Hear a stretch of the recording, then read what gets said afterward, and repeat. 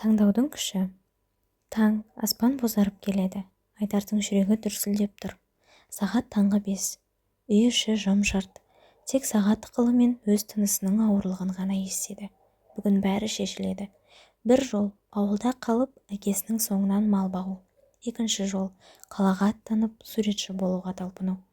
Бірақ қала, жат, суық, белгісіз, ауыл, таныс, жылы, бірақ армансыз. Сен кім болғың келеді, Айдар? Ішкі дауысы қайта-қайта мазалай береді. Асүйде ескі ағаш үстел басында әкесі шай ішіп отыр. Тым-тырыс. Айдар ішке енді. Ұйықтамадың ба, әке? Ұйықтай алмадым. Сен де байқаймын. Үнсіздік орнады. Бір сәтке екі көз түйісті. Әкесінің көзі шаршаңқы, бірақ жұмсақ. Барасың ба?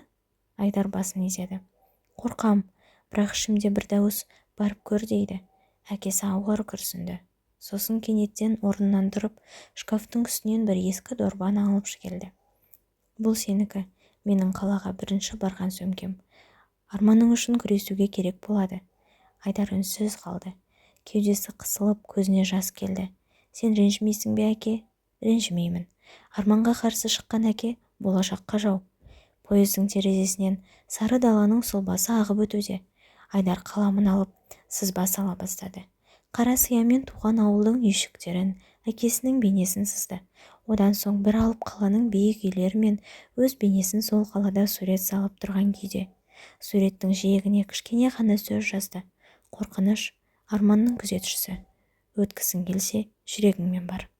Сынақ, жүздеген талапкер, тыңдаушылар, қатал, сұсты, қағаз, бояу, уақыт шектеулі. Бірақ Айдар бәрін ұмытты.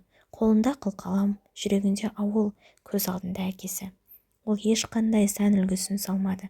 Суретінде бір шал, жалаң аяқ, даланың ортасында, қолында қойқамшы емес, бояу палитрасы. Сурет аяқталды. Қазылар үнсіз қарап қалды. Бір апта, екі апта, жауап жоқ. Айдар ауылға оралды. Кешкілік әкесімен мал жайып жүр. Кенет телефон шыр ете түсті. Сіз көркем сурет академиясына қабылдандыңыз, құттықтаймыз. Айдардың қолынан таяғы түсіп кетті. Әкесі оған қарады. Тек жымиып, енді сөмкеңді тағы да жинауың керек сияқты деді. Арман тек армандай алатындарға ғана емес, тәуекел ете алатындарға ғана беріледі. Айдар өзіне қарсы шықты. Әкесінің үмітіне, қорқынышына, елдің сөзіне қарсы тұрды. Бірақ ол сол күні өзін тапты. Өмірде таңдау көп, бірақ өз жолыңды таңдауға батылың жетсе, нағыз өмір сонда басталады. Құрметті тыңдарман, менің каналым ұнаса, пікір қалдырып, лүпіл басып, достарыңызбен бөлісуді ұмытпаңыздар.